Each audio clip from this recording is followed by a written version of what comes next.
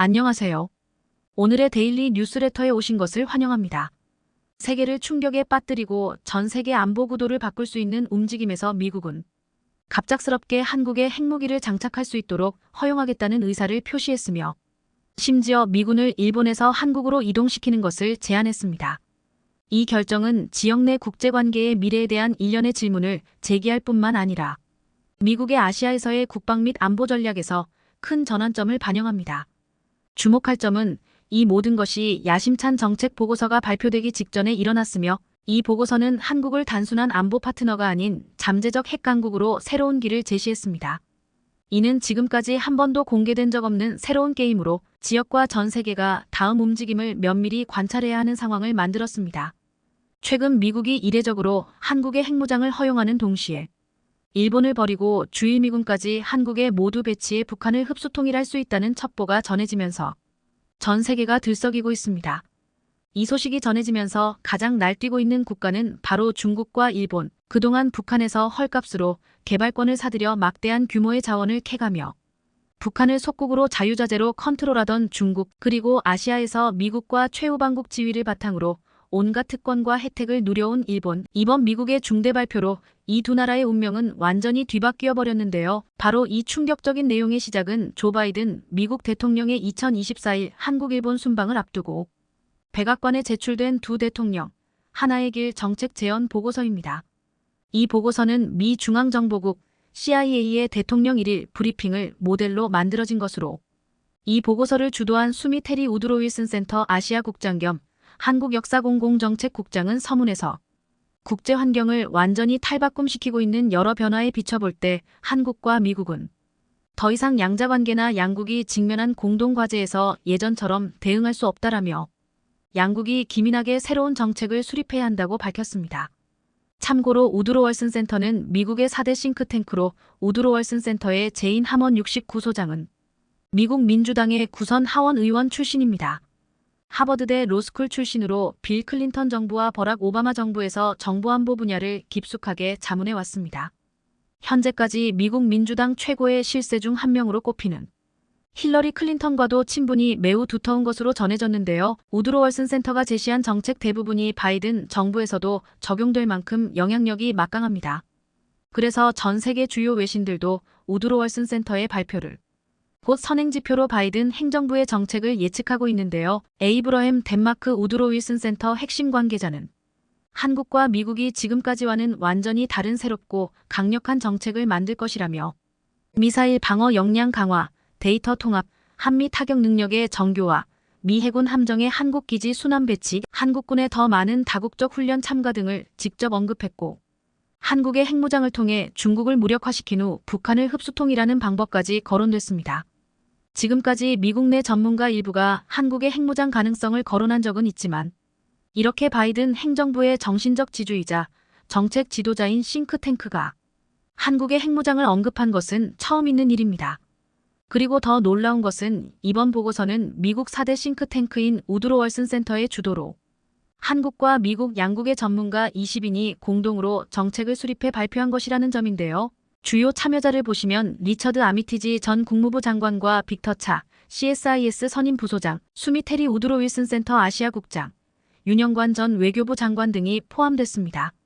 한국의 핵무장은 단계적으로 이루어질 전망이고 한국이 핵을 자체 개발해 실전 사용이 가능하도록 배치하기 전까지 개발 단계에서 중국 등의 강한 반발을 예상해 그동안 미국이 핵우산을 제공하겠다는 것인데요.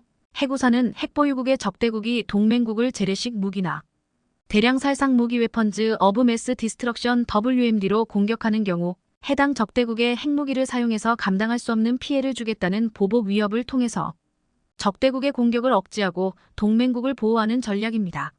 한국은 이미 1978년 미국과 핵우산에 협의했는데요. 하지만 이번 핵우산의 경우 성격이 완전히 다릅니다. 한국이 자체 핵무장을 하는 동안 그 어떤 국가라도 한국을 건드리면 미국이 발사 순항 미사일, 잠수할 발사 탄도 미사일, 대륙간 탄도 미사일에 핵무기를 장착해 해당 국가를 완전히 박살 내버리겠다라고 해석할 수 있는데요. 미국이 왜 갑자기 최근 한국을 아시아 최초로 나토 기구에 가입하도록 허가했고 바이든 최초의 아시아 순방에서도 왜 일본이 아닌 한국을 먼저 오고 일본 기업이 아닌 한국 기업인들과 집중적으로 만남을 계획했는지 모든 실마리가 하나둘 풀리고 있습니다. 미국 하원에서는 이미 한국의 핵무장을 추진하고 있는데요. 공화당 소속인 스티브 셰벗 하원 의원은 16일 현지 시간 워싱턴 타임스와 세계평화국회의원연합 IAPP 북한 등 동북아 문제를 주제로 공동 주최한 온라인 세미나에서 한국의 핵무장을 전폭적으로 지지할 것이라는 발표를 했다고 전 세계 주요 외신들이 대대적으로 보도했습니다. 그는 중국이 밤에 깨어있도록 겁주는 것은 핵을 가진 한국이라며 미국이 한국의 핵무장을 진지하게 논의하는 방안을 제시했습니다. 그는 핵무장을 하는 데 있어 우리가 그들을 도와줘야 한다고 제안하는 것은 아니다라면서 그러나 우리가 해야 한다고 생각하는 일은 우리가 이에 관해 한국과 진지하게 대화해야 한다는 것이라고 말했습니다. 즉 미국이 한국에 핵무기를 제공하는 대신 한국의 핵자체 개발을 허용해 주자는 것이죠. 이어 중국이 북한의 핵 프로그램을 제거하라고 압박하지 않는다면 북한은 한국과 일본 모두의 위협이라며 따라서 한국은 스스로 핵무장을 고려할 모든 권리가 있다라고 밝혔습니다. 핵무기 자체 개발 및 보유 권한은 한국이 세계적으로 영향력을 한 번에 대폭 넓히는 엄청난 특권인데요. 바이든이 이렇게 한국에 올인한 이유가 있습니다. 올해 가을 10월 미국 중간선거가 예정되어 있는데요. 현재 바이든 미국 대통령의 지지율은 역대 최저치를 경신했습니다. 미 정치 전문 매체인 더힐은 15일 현지 시간 MBC가 실시한 여론조사를 인용해 바이든 대통령의 국정 지지율은 39%로 역대 최저치를 경신했다면서 응답자 56%는 반대했다고 보도했습니다. 이번 여론조사에서 응답자들은 인플레이션 경제, 국경 안보에 대한 우려로 바이든 대통령에게 부정평가를 내놓은 것으로 파악됩니다. 바이든 대통령의 경제 성과에 대해 지지를 표한 이들은 33%에 불과했으며 23%만이 그가 인플레이션과 생계비 문제를 잘 대응하고 있다는 답변을 내놨습니다. 바이든 대통령의 지지율이 회복할 기미를 보이지 못하면서 11월 중간선거에는 빨간불이 켜지고 있습니다. 미국 대통령 집권 2년차에 실시되는 중간선거는 올 11월 치러질 예정인데 미국에서 가장 막강한 권력기관인 상원과 하원 의원을 선출하는 만큼 사활을 걸어야 합니다. 이에 현재 전 세계적으로 가장 핫한 국가인 한국을 선택한 것인데요. 한국을 자체 핵무장시킨 뒤 아시아에서 가장 강력한 국가로 만들어 북한을 흡수 통일시키는 방안이 전문가들 사이에서 거론되고 있고 최소한 바이든 임기 내 북한의 완전한 비핵화 및 남북경제협력 공동체를 만드는 데까지 미국이 한국과 함께 주도할 수 있다는 것입니다. 실제로 도널드 트럼프 전 미국 대통령이 미국 대통령 최초로 군사분계선을 방문하며 오랜 세월 한국이 갖지 못했던 무기 핵을 마침내 한국이 손에 넣을 수 있게 되었다고 합니다. 지속적으로 가해지는 러시아의 위협 때문에 한국이 우회로를 통해 핵을 보유할 수 있게 되었다고 하는데요. 무슨 수를 써서라도 한국의 핵 보유를 결사 반대했던 미국도 이번에는 어쩔 수 없다는 입장을 보이며 한국 핵 보유에 대해 승인할 가능성이 높은 상황. 대체 한국은 어떻게 핵 보유가 가능한 것일까요? 우리는 분명히 경고했다. 페스코프 대변인은 전화회견에서 공개된 충격적인 사실을 다시 확인해주며 다가오는 핵 위협에 대해 철저히 대비할 것을 주문했습니다. 이제까지 핵 사용에 대해 소문만 돌았던 러시아가 직접적으로 핵을 전쟁에 동원할 것을 선언한 것은 대단히 충격적인 일이라 할 수 있는데요. 러시아 국방장관의 입에서 더티밤이 사용될 것이며 핵 사용과 관련 이제부터는 다른 국가의 책임이라는 말과 함께 러시아는 우크라이나를 상대로 최후의 수단을 쓰기로 결정한 것입니다. 그의 입에서 나온 더티밤은 저위력 핵무기를 뜻하는 것으로 재래식 폭탄에 방사성 물질을 채운 방사능 무기입니다.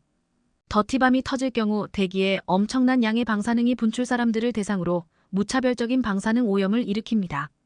핵무기와 다른 점은 더티밤의 경우 위력 차원에서 조절이 가능하다는 점인데요. 범위와 규모를 의도적으로 조절할 수 있습니다. 핵이 터진 주위로 강력한 방사능이 분출되고 그 주변에 있는 모든 사물이 방사능에 의해 망가지는 핵무기와 달리 더티밤은 치명적인 방사능 유출이 일어나는 무기는 아니죠. 그럼에도 불구하고 방사능이 본격 전쟁에 동원될 수 있다는 점과 적군과 아군, 모든 진영에 돌이킬 수 없는 피해를 준다는 점에서 핵전쟁의 서막이 될 수 있는 위험천만한 무기. 러시아가 마지막 수단까지 꺼낸 것에 대해 미국은 러시아가 가짜 정보를 퍼뜨리는 것이라며 러시아의 위협에 대해 단호하게 거짓말이라고 알렸습니다.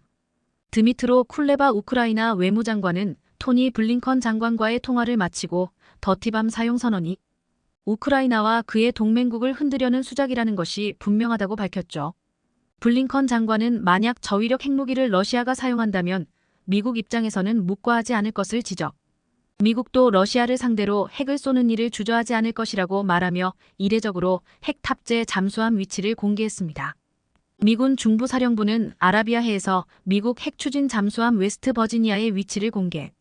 이 잠수함의 사거리 안에 러시아가 있다는 것을 언급하며 러시아를 향한 협박 아닌 협박을 가했습니다.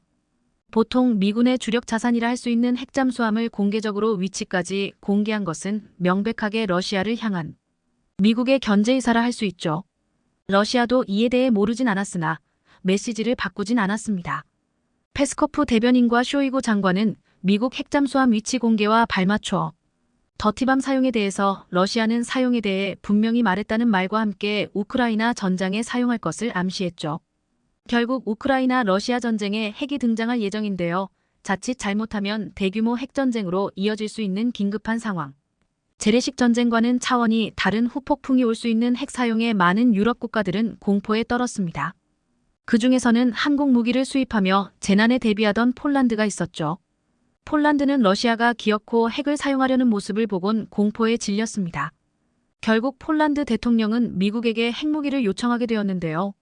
폴란드 주간지 가제타 폴스카를 통해 공개된 정보에 따르면 안제이 두다 폴란드 대통령이 미국을 상대로 핵 공유 프로그램에 폴란드가 참여하길 바란다고 말하며 핵무기를 폴란드에 제공할 것을 미국에게 요청했다고 밝혔습니다. 폴란드가 안보적으로 강화되기 위해선 핵은 필수라 말한 그는 노골적으로 미국 정부에게 도움을 요청했죠. 그러나 미국 정부는 이러한 요청에 대해 전혀 들은 바 없다며 선을 긋는 모습을 보였습니다.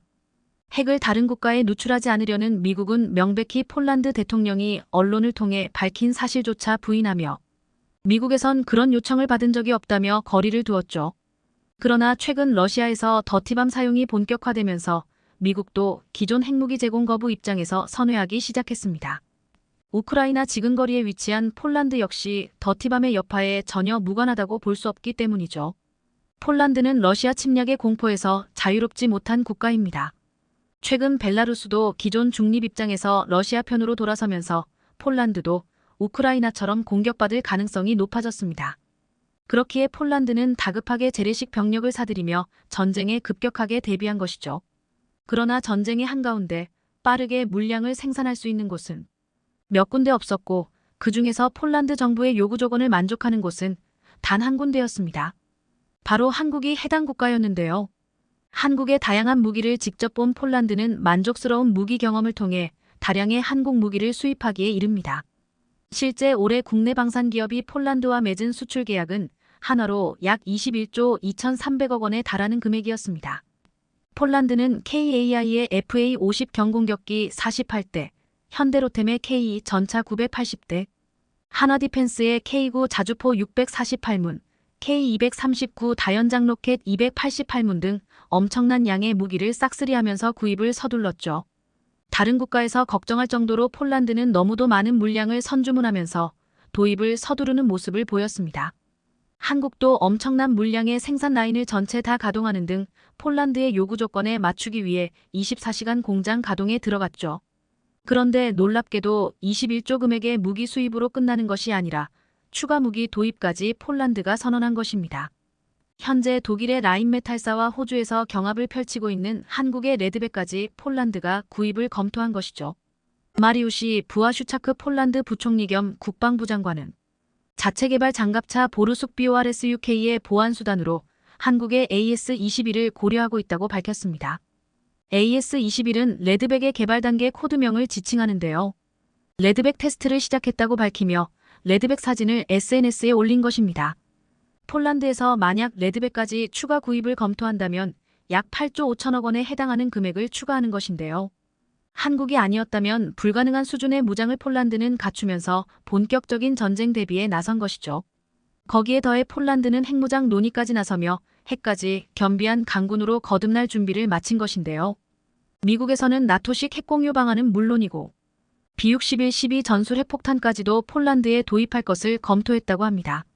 미 싱크탱크 소속 연구원에 따르면 현재 급변하는 국제 정세를 고려할 때 폴란드에 핵을 배치하는 것이 현명한 선택이라는 결론이 나왔다고 하는데요. 폴란드 비행장에 B-61 12를 탑재할 전투기를 파견 폴란드를 방패로 러시아 핵 공격에 맞서겠다는 것으로 미국의 계획이 변경되면서 뜻하지 않게 한국이 이득을 보게 되었습니다. 바로 핵 배치와 관련 한국도 전술핵 배치의 혜택을 받게 되는데요. 폴란드가 B-61 12 핵 배치와 관련 한국에게 핵을 공유할 수 있습니다. 과거 한국과 폴란드가 맺은 군사협정 덕분에 가능한 일이죠. 과거 2014년 한국은 폴란드와 군사협정을 체결 양국 사이의 국방 분야 협력과 교류를 중점으로 두 국가 사이의 우호 증진을 위해 협정이 체결되었습니다. 그리고 이 협정에는 군대에 필요한 군수 지원은 물론이고 당사자 군대에 대한 현대화된 무장 및 군사 장비 제공을 포함한 무장 및 군사 장비 공유가 포함되어 있습니다. 다시 말해 핵도 이 공유의 개념 아래에 들어갈 수 있다는 뜻이죠. 특히 한국과 지속적으로 군사 협력은 물론 방산 분야에 있어 교류가 잦았던 입장이기에 핵 문제에 있어서도 폴란드는 한국의 입장을 10분 이해할 수 있는 국가입니다. 바로 옆에 붙어있는 북한의 탄도미사일 위협은 물론 중국과 러시아의 위협에서도 한국이 자유롭지 않다는 것을 폴란드 역시 이해하고 있기에 한국의 핵무기 소유에 대한 염원을 잘 이해하고 있죠. 게다가 한국 내에서 불고 있는 핵무기 보유 여론에 대해서도 폴란드는 최근 한국과의 교류를 통해 잘 인지하고 있는 상황. 다시 말해 미국에게 제공받은 핵을 한국에게 넘겨주는 것은 물론 공동관리까지도 나설 수 있는 셈입니다. B-61 12 무기에 대해서는 이미 미국도 한 차례 한국에게 제공하는 것을 검토한 적이 있었기에 미국도 한국에게 핵을 배치하는 것이 기술적으로 어려운 일이 아닙니다. 그리고 러시아의 더티밤 사용으로 북한에서도 더티밤 사용을 진지하게 고려한다면 미국 입장에서도 한국이 대비할 수 있게 핵을 제공해줘야 하는 상황. 이래저래 한국이 폴란드를 통해 핵을 공유받는 것은 큰 문제가 없는 상황인 것이죠. 덕분에 한국은 미국의 반대에도 불구하고 핵을 마침내 손에 넣을 수 있게 되는 것입니다. 불가항력에 가까운 국제 정세와 폴란드와의 물자 협력 덕분에 가능한 일이지만 비로소 북한에 맞설 무기를 한국도 소유할 수 있게 되는 것인데요. 오랜 염원인 한국 핵 보유가 마침내 현실에 실현되길 기원하며 러시아는 물론이고 북한에 이르기까지 핵을 쥔 국가들이 세계 최강으로 인정받던 미국제 무기가 우크라이나 전장에서 힘을 쓰지 못하고 몰락하고 있다고 합니다. 최근 우크라이나 전장에서 활약을 펼치고 있다는 소식에 각국에서 주문이 쇄도하고 있었는데 실제로는 손실이 심각한 상황이 드러난 겁니다. 이미 수백 번의 실전을 통해 충분히 검증된 무기였었기에 더 큰 충격으로 받아들여지고 있습니다.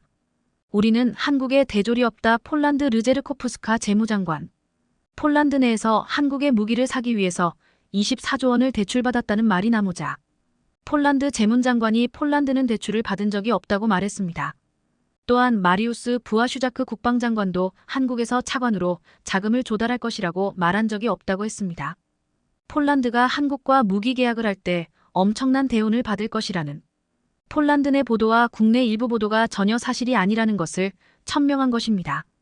지난 19일 폴란드 르제츠코프스카 장관은 러시아의 우크라이나 공격과 관련하여 폴란드 경제가 직면한 도전이라는 제목의 포럼에 패널로 참석했습니다. 폴란드가 한국에서 군사장비 구매를 위해 대출을 받아야 한다는 청중의 질문에 장관은 폴란드가 그러한 대출을 받은 적이 없다라고 답했습니다. 이것은 총리의 마지막 방한 이후 발생한 일종의 언론 혼란이라고 말하며 한국에는 대출이 없다고 그녀는 확답했습니다. 폴란드는 그동안 어떤 무기 도입보다 한국 무기의 도입을 가장 시급한 중요한 과제로 보고서 한국에게는 대출 없이 무기 도입을 진행해왔습니다. 한국이 폴란드에 수출한 무기류 수출액이 지난해부터 지난 4월까지 7억 5,200만 달러 9,600억에 이르는 것으로 나타났습니다. 지난해 무기 수출로 폴란드는 우리나라의 5대 무역 흑자국이 되었습니다. 폴란드는 전자대금만 벌써 6천억 원을 입금했고 지난해 FA50 구매비의 30% 1조 2천억 원을 수출 계약을 맺은 지 단 2달 만에 이례적으로 한국에 지급했습니다. 졸란드는 KF21 분담금 8천억 원을 5년이 넘어도 안 내고 있는 인도네시아와는 전혀 다르다는 것을 보여주고 있습니다. 폴란드는 이미 올해 국방비를 GDP 대비 4%까지 끌어올려 나토국 중 가장 높은 수준으로 상향시키겠다고 했습니다. 나토 회원국들은 2024년까지 GDP 대비 2%까지 올리겠다는 목표를 세웠지만 폴란드는 이에 2배가 넘는 4%까지 올리겠다고 한 것입니다. 이렇게 폴란드가 국방비 예산을 올리는 이유 중 가장 큰 이유는 한국으로부터 무기 도입을 하기 위한 것으로 알려져 있습니다. 즉, 폴란드는 국방 예산을 늘려 한국의 무기를 대출이 아닌 현금으로 사겠다는 것입니다. 폴란드는 한국 무기를 도입하는데 진심을 보여주며 이를 통해 폴란드를 단단히 무장시키고 유럽 국가들의 무장 강화에 놀라운 힘을 전해주겠다고 말하고 있습니다. 한국은 지난 16일 폴란드에 K전자 6대를 전달했는데 폴란드 국방부는 기존 납기인 오는 9월보다 각 2개월 앞서 K전차 6대가 폴란드에 도착했다고 밝혔습니다. 이로써 한국은 올해 주겠다는 28대 조커를 완료했습니다. 이렇게 빠르게 납품하는 것은 연내 협상될 이자 공급 계약에도 큰 영향을 미칠 것으로 예상되고 있습니다. 그런데 최근 한국 방산 기업들의 마케팅과 폴란드 매체의 콜라보가 유럽의 수출 전략에 큰 영향을 미치고 있다고 하면서 배 한국이 수출 대국인지를 말 수 있게 해준다고 말하고 있습니다. K전자를 만드는 현대로템은 폴란드의 대표적인 군사매체 디펜스24의 기자들을 초청해서 현대로템 창원 공장에서 K전차 시승을 할 수 있게 해주었습니다. 디펜스24에서 전자와 기갑 부문의 기사를 쓰는 데미안 라트카가 K전차를 직접 타보고 영상을 올렸는데 그는 오래전부터 K전자의 팬으로 직접 타보고서는 더욱 놀랍다는 반응을 보였습니다. 잠시 후 K 탱크를 타고 이 기계에 대해 더 자세히 알게 될 것입니다. 이 시험 운전이 어떻게 진행되는지 보도록 하겠습니다. K의 주요 장점은 상대적으로 무게가 가볍고 도로와 야전, 심지어 물속에서도 모두에서 높은 이동성을 제공한다는 것입니다. 탱크의 에어 서스펜션은 어려운 지형과 고속에서도 부드러운 승차감을 제공합니다. 또한 승무원이 필요로 할 때나 지형의 상황에 따라 차량을 낮추거나 올리고 기울일 수 있습니다. 물론 세계 수준의 자동차 전자 장치도 주목할 만합니다. 예를 들어 지휘관과 수직 주포에는 모두 주 조준경과 파노라마 계측기의 이미지를 동시에 표시할 수 있는 디스플레이 세트가 있습니다. 지휘관의 관측 조준경은 지휘관과 수직 주포 간의 상황 인식 및 조준 작업을 크게 향상시킵니다. 정면 장갑 능력은 다른 유사한 전차의 구조와 동등한 수준입니다. 포탑의 측면 및 지붕 장갑은 반응 보호막으로 강화되었습니다. 제조업체 관계자는 탱크 전체 장갑의 추가 강화가 소프트킬 능동 보호 시스템이며 궁극적으로 한국형과 같은 하드킬이기도 하다고 강조합니다. KPPL 버전의 전차는 현재 전차에 비해 구성들이 변경될 예정입니다. 세부사항은 현재 폴란드와 한국 측 사이에서 협의 중입니다. 폴란드는 실제로 한국 측에서 탱크 자체를 구매하지 않고 주로 기술 협력과 소위 130대포로 무장한 무인 포탑이 있는 기계가 될 K 전차의 후속 프로그램에 협조해달라는 초대를 받았습니다. 반면 승무원은 차체 전방의 캡슐형 승무원실로 이동하여 나머지 차량 공간으로부터 완전히 격리됩니다. KPPL 버전의 전차는 현재 전차에 비해 구성들이 변경될 예정입니다. 나는 이 전차가 매우 인상적이며 직접 운행해볼 기회가 주어질 때 이 차에 대한 생각이 바뀐다는 것을 인정해야 합니다. 우리 폴란드 군대에게는 여러 측면에서 매우 좋은 선택이 될 것이라고 생각합니다. 그리고 KPL과 같은 추가 개발이 이미 예상되며 최종 구성은 과연 어떻게 될까요? 디펜스24의 에디터 데미안 라트카는 K전차를 직접 타보고 큰 인상을 받았다고 했는데 여기에 무인 포탑이 있는 K전자의 후속 프로그램에 폴란드가 협조해달라는 초대를 받았다고 했습니다. 즉 한국의 차세대 전자 K3전자까지 거론한 것입니다. 그가 말했듯이 폴란드에서는 지난 1516일 제주군사기술학회에서 현대로템이 공개한 K3전자 기본 청사진에 큰 관심을 가지고 있습니다. 군사 전문 매체 디펜스 블로그가 이를 소개하자 폴란드를 비롯한 주변 국가들은 큰 관심을 보였습니다. 폴란드 매체 WP텍는 K전자의 후속 K3전차가 개발된다는 소식을 보도하며 폴란드는 1000대를 구입했습니다. 그들은 이미 후속작을 만들고 있습니다라는 제목으로 보도했습니다. 이 매체는 K3는 폴란드가 1000대나 도입한 K전차의 심층 업그레이드 패키지가 될 것이라고 했습니다. 또한 루마니아 매체 디펜스 루마니아도 한국이 차세대 탱크의 개념을 제시했다고 보도했습니다. 이 매체는 K3는 원격으로 제어할 수 있어서 선택적으로 유인 또는 무인이 될 수 있으며 K3전자 포탑에 대구경 12.7기관총이 잠착된 원격 제어 무장 스테이션이 설치된다고 했습니다. 또한 보호 시스템의 활성 하드킬 및 수동 소프트킬 광전자 센서는 포탑과 탱크 본체에 있고 이 탱크에는 360도 범위를 커버하는 4개의 에미사 레이더 만테나도 있다고 했습니다. 현재 유럽의 차세대 전자 개발에 독일과 프랑스가 삐걱거리면서 언제 개발될지 모르는 상황의 놈이자 한국의 K2 전차뿐만 아니라 K3 전차도 관심을 가지고 있습니다. 현재 차세대 전자 사업을 추진하고 있는 제코의 군사매제 아르마드니 즈프라보다즈는 최근 놀라운 제목의 보도를 내놨습니다. 유럽의 무기에 대한 재물 수 없는 굶주림 한국은 불과 3개월 만에 채울 수 있지만 미국은 몇 년의 대기 기간이 있습니다라는 제목이었습니다. 이 매제는 미국과 유럽의 군수공장은 늘어나는 현대식 무기 생산 수요를 감당할 수 없기 때문에 아시아의 군수강국에게 유럽에서 밀려나고 있다고 말했습니다. 지난 1년 동안 우크라이나 전쟁으로 미국과 유럽 무기회사의 제품에 관심이 높아졌지만 생산을 증가했음에도 불구하고 수요를 충족시키지 못했다고 했습니다. 이 때문에 유럽의 국가들은 무기에 대한 굶주림을 겪고 있는데 한국무 기산업에는 반가운 기회가 되었다고 했습니다. 한국은 미국의 오랜 동맹국이라 기존 무기들과 호환이하이 되고 무엇보다 국가의 섬숙도 때문에 많은 무기가 세계적 수준이며 북한과의 긴장으로 인해 국가 무기고의 수용 능력이 높다고 했습니다. 이 제코 언론은 폴란드가 세계에서 가장 현대적인 전차 중 하나인 한국의 K2 전차를 주력 전차로 삼아 총 180대가 한국에서 몰 것이라면서 체코군도 독일제 레오파드 1을 사용할 수 없다면 한국산 전차로 완전히 대체할 수 있다고 말했습니다. 여기에 폴란드가 주문한 K239천무도 흥미롭다며 노르웨이와 스페인까지도 관심을 가지고 있다고 했습니다. 우크라이나전에서 맹활약한 하이마스의 효용성이 상당하다고 말려지면서 하이마스는 주문 생산하는데 상당한 시간이 걸리지만 이보다 화력이 센 한국산 로켓 천무는 바로 받을 수 있기 때문이라고 했습니다. 이렇게 한국산 무기에 대한 명성은 지금 폴란드를 거쳐 유럽의 각국에서 급속도로 퍼지고 있습니다. 최근 폴란드가 많은 돈을 빌려서 한국의 무기들을 사려 한다는 우려가 있었지만 분명 폴란드는 현금을 먼저 지불하며 진심으로 한국산 무기들을 신속히 도입했고 이는 그동안 절대 뚫기 힘든 유럽의 방산시장에 한국산 무기가 들어갈 수 있는 교두보가 되어주고 있습니다. 또한 재빨리 한국산 무기 도입에 성공한 폴란드는 앞으로 KF-21과 K3전자 등에서도 한국에게서 파트너로 인정받아 함께 개발하고자 하고 있습니다. 폴란드는 유럽에서 한국과 같은 방산 강국이 되려 하고 있습니다. 노르웨이가 레오파드 2주기로 18대 구입하는 것을 포기했다. 노르웨이 매체 224. 노르웨이 언론 224는 노르웨이 비웨르나릴 그램 국방부 장관이 18대의 추가 맹크를 저렴하게 구입하지 않을 것이라고 확인했다고 보도했습니다. 이에 노르웨이 보수정당이 실망했다고 표현했습니다. 지난 2월 노르웨이가 독일의 레오파드 2 전차 54대를 구매 계약을 하고 이 계약에는 나중에 6월 30일까지 18대의 탱크를 추가적으로 구매할 수 있는 옵션이 포함되었다고 했습니다.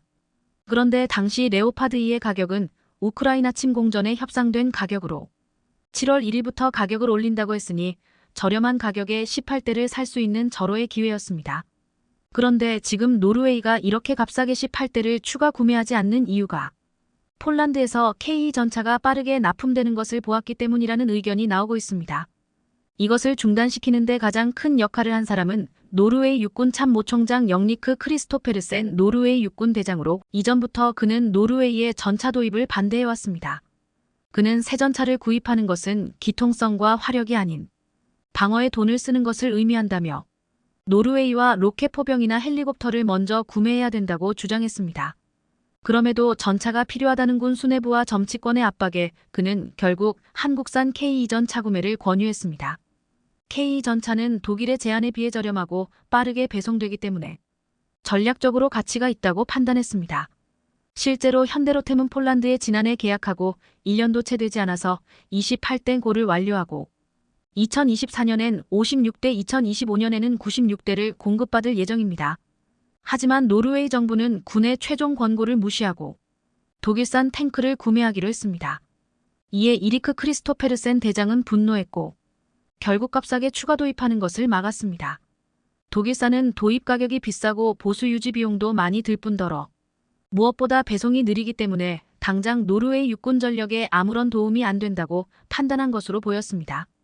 독일은 2026년부터 시작해서 2031년까지 연간 10대를 보내주겠다고 했는데 과거의 사례를 보면 독일이 제때 인도하지 못한 적이 많았기에 이마저도 그저 목표로만 보고 있습니다. 노르웨이가 당초 2025년까지 노르웨이의 전차 생산 섭비를 완공 후 생산을 개시해서 2027년까지 전차를 총 200여 대 배치하겠다는 계획은 물거품이 되었습니다. 군수내분의 말대로 K2를 샀더라면 이 계획을 이뤄낼 수 있었습니다. 레오파드의 가격이 대당 300억 원이 넘지만 K2 전차는 반값이 140억밖에 되지 않았습니다. K2를 선택했더라면 레오파드 54대를 주문하는 돈으로 18대 추가를 넘어 총 108대를 보유할 수 있는 금액이었습니다. 이번에 전차보다 장거리를 타격할 수 있는 공격체제가 필요하다고 주장했던 크리스토페르센 육군대장은 K2 전차를 사고서 빨리 배치하고 이후 남은 예산으로 캐포와 할리콥터를 사려고 했습니다. 하지만 노르웨이 정부가 독일산 레오파드 2전차를 선택하면서 예산이 다 소요되었고 결국 추가 도입은 할 수 없다고 한 것으로 보이고 있습니다. 이와 반대로 폴란드는 보유하고 있는 레오파드 2 전차 236대를 모두 우크라이나에 보내겠다고 보도되었습니다. 그 이후로 폴란드는 K2 전차를 빠르게 납품받아 전력화시키고 있기 때문이기도 하지만 독일은 예비 부품을 제공하고 탱크를 수리할 때 너무 신뢰를 할 수 없기 때문이라고 했습니다. 사실 이번에 노르웨이군 수뇌분과 독일산이 아닌 한국산을 선택한 이유는 성능평가에서도 1위를 받았기 때문이기도 했지만 무엇보다 납기와 유지 보수에서 큰 장점이 있었기 때문입니다. 이것을 가장 잘 보여준 나라가 폴란드였습니다. 폴란드 육군은 독일에서 들여온 중고 레오파드 EA 사전자 250대가 있었습니다. 너무나 구형이어서 개량하려고 하자 독일은 당초 3,300억을 달라고 했지만 2015년에 갑자기 4,785억으로 올렸습니다. 그 와중에 정권 교체가 되고 컨소시엄 주체가 변경되면서 7,600억까지 올라갔습니다. 불과 몇 년 사이 개량 비용이 2배로 늘어난 것입니다.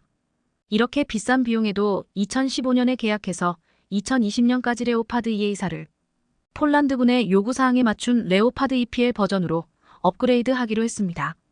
2018년 폴란드 국방부에선 2019년 연말까지 47대가 인도될 것이라고 했으나 2020년이 돼서야 레오파드 EPL 프로토타입이 공개되었습니다. 또한 인도는 무려 3년 반이 밀린 2023년 7월까지 연기되었습니다.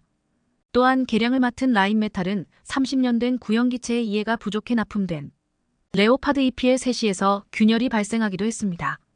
결국 폴란드는 참다 못해 독일산을 포기하고 과감하게 한국산을 선택했습니다.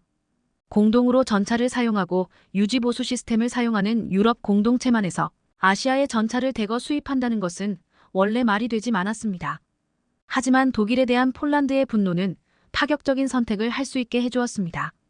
또한 K2 전차와 레오파드 2 전차를 노르웨이가 공들여서 테스트를 진행해왔는데 이 결과는 노르웨이에게 무용지물이 되었지만 폴란드에게는 선택에 있어서 좋은 지표가 되었습니다. 최근 우크라이나 전장에서는 드론이 무서워서 철망 우산을 쓴 러시아 전차가 등장했습니다. 우크라이나군이 자폭 드론과 대전차 미사일에 의해 전차의 피해가 늘어나자 전차 포탑 위에 우산처럼 생긴 철제 방어 장비를 설치하고 전차를 철망으로 감싸놓은 것입니다. 그만큼 방어 체계가 중요한데 한국은 빠르게 전달되는 K2 전차 KEGF에는 지금 우리 군이 사용하는 버전을 주지만 2차 수출 계약으로 전달되는 KEPL에는 능동 방호 시스템을 장착한다고 했습니다. 국방과학연구소는 지난 2011년 자체적인 하드킬 방호 시스템을 개발했으나 아직 양산 단가 등을 이유로 K2 전차에 적용하지 않았습니다. 하지만 이제 폴란드에 수출하는 전차에는 하드킬 방호 시스템을 넘을 예정이며 앞서 전달된 전자도 추후 개량할 것으로 알려졌습니다. 한국은 긴급 소요분으로 빨리 납품된 전차나 주포 등도 추후 개량할 때 합리적인 가격으로 빠르게 해주면서 신뢰도를 높여가려고 하고 있습니다. 폴란드는 K2 전차를 비롯해 K9 주포 FA50 등을 대거 도입하면서 이제는 KF-21이 공동개발국에 큰 관심을 보이고 있습니다. 지난 15일 의도네시아 조나자카르타는 한국이 KF-21 보람의 프로그램에서 인도네시아를 대체할 다른 파트너를 찾고 있다고 보도했습니다. 이 매체는 인도네시아가 연체금 지불을 하지 못하고 있지만 한국이 인도네시아를 제외할 수 없을 것이라면서 그 이유를 자원이라고 말했습니다. 인도네시아는 한국의 산업이 의존하는 세계에서 가장 큰 니켈 보유량을 가지고 있다면서 최소 127개의 니켈 광산이 운영되고 있다고 했습니다. 이 양은 전 세계 전체 생산량의 거의 90%에 달하는 분량입니다. 그럼에도 이 매체는 한국이 인도네시아가 KF-21 보람의 프로그램에서 탈퇴할 경우 새로운 파트너를 찾기 위한 준비를 마쳤다고 말했습니다. 가장 강력한 후보는 당연히 폴란드라고 말했습니다. 폴란드 부아슈차크 국방부 장관은 FA-50을 도입하면서 파트너 한국이 KF-21 보라매의 개발 진행 상황을 면밀히 주시하고 있다고 말했습니다. 또한 조나자카르타는 KF-21 보라매는 아직 개발 단계지만 아랍에미리트는 KF-21 보라매를 손꼽아 기다린다고 말했습니다. UAE 정부는 한국형 전투기인 KF-21 보라매, 소형 무장 헬기 LAH 등 한국산 항공 무기에 관심을 표명했다며 한국과 UAE의 끈끈한 협력 관계에 대해서 말했습니다. 이 매체는 UAE 국방장관이 방한해서 KF-21 보라매 공장을 방한하자 한국 네티즌들은 이제 인도네시아가 아닌 UAE가 KF-21 보라매 사업에 자금을 지원할 가능성에 주목하기 시작했다고도 말했습니다. 한국에게서 이미 천궁이와 천모를 도입한 UAE는 KF-21에 큰 관심을 보이고 있는데 F-16을 대체하기 위해 미국과 F-35 전투기를 구매하려다가 거절당하고 이에 대한 대만으로 급부상했다고 했습니다. UAE가 KF-21에 돈을 쓰게 되면 KF-21을 최대한 많이 생산해 단가를 낮춰야 하는 KAI와 한국 공군 입장에서는 대형 호재가 아닐 수 없다고 했습니다. 기름 한 방울 나지 않는 나라 대한민국은 그동안 수출 강국으로 자리매김해오면서 이제는 그 역량과 노하우를 무기 순출에 쏟으면서 많은 나라들의 러브콜을 받을 것으로 기대되고 있습니다.